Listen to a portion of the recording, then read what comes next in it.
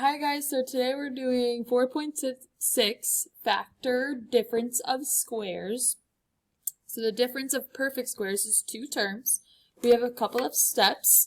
Step 1 is find the square root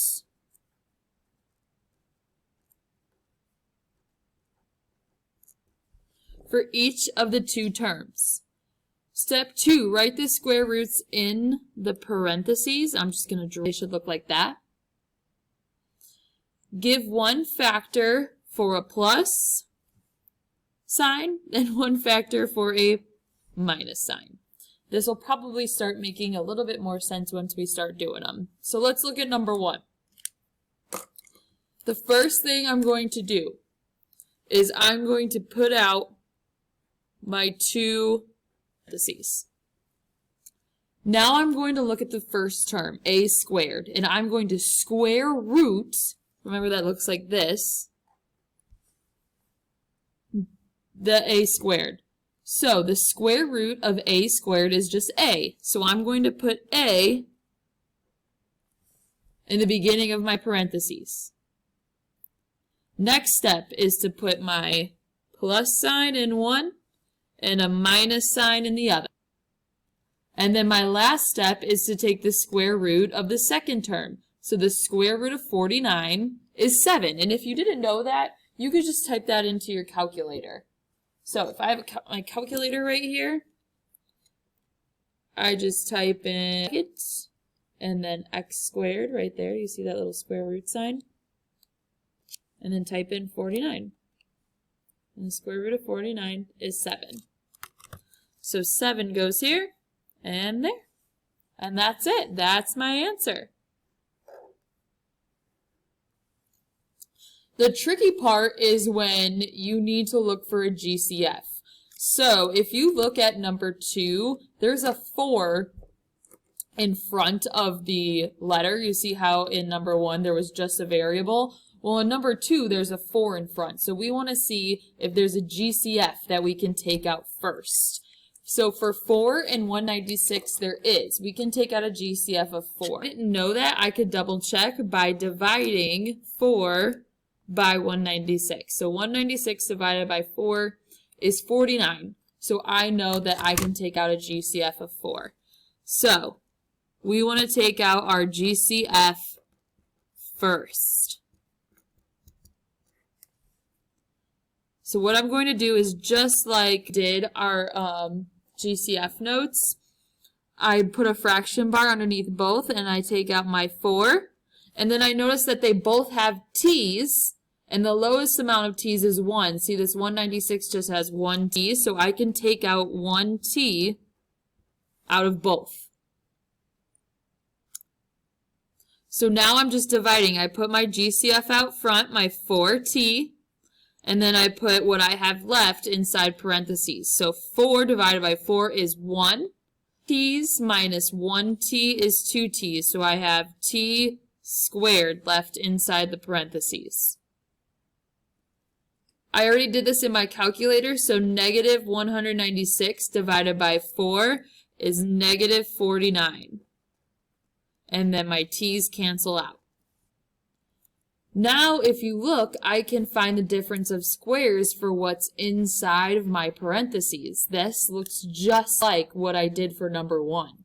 So when I do my final answer, I still need to write my GCF on the outside. I'm going to write my 2 parentheses. The square root of t squared is t. So the first thing I'm going to write is a t in first for both parentheses. Then I write my plus sign and my minus sign. And I already found out for number 1 that the square root of 49 is 7. So 7 is the last inside both parentheses. And that is my answer.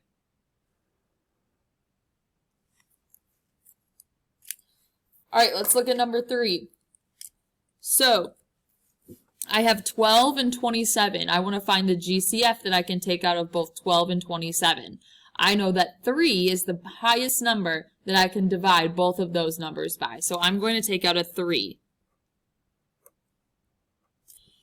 Normally, I would also take out a y, but if you 7 doesn't have a y, so I can't take out a y for this one. So I'm going to put my y in front, or my 3 in front, excuse me, and now I'm dividing. So 12 divided by 3 is 4, and then I still have 2 y's left over. And then negative 27 divided by 3 is negative 9. So now I want to see if I can square root both. And if you didn't know, just plug it into your calculator and see if it works. So I know that the square root of 4y squared is 2y. So again, I'm going to my GCF, my 2 sets of parentheses, and I'm going to square root. So the square root of 4y squared is 2y. That goes first. Then I put my plus and minus sign.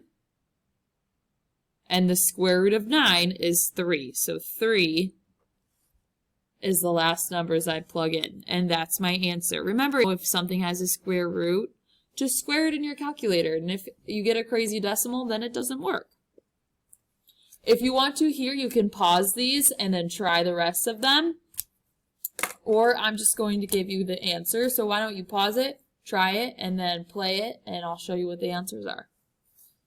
So for these, try these again. First set. Can't take a GCF, so I write my parentheses. Square root of n squared is n. Write my and my minus. Square root of 16 is 4. That's my answer.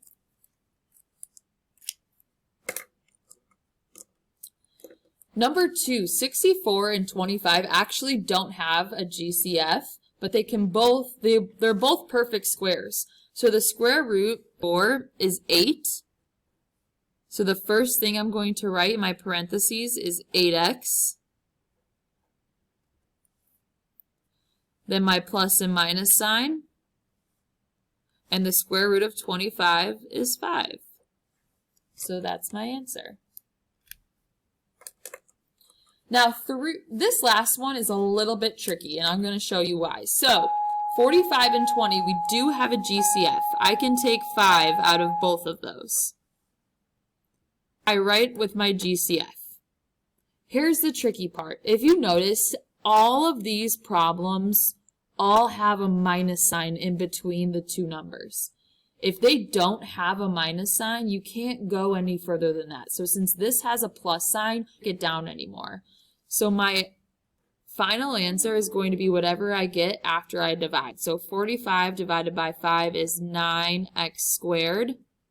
I have my plus sign, and then 20 divided by 5 is 4. And again, that's the farthest I can go because there's a plus sign there. I want you guys to make that note. This problem has a plus sign, so you cannot do any more.